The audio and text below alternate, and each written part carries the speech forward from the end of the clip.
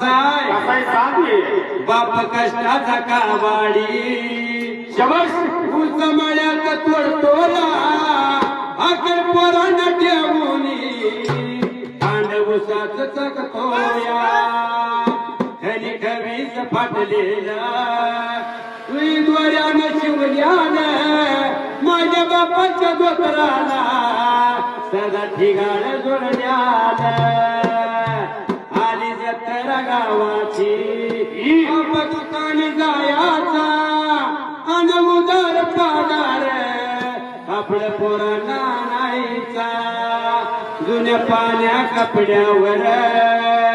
बाप जत्रेत फिरायचा अन उद्याच्या सुखाची चिंता सदा मनी तो धरायचा दूध पेटत नव्हती हो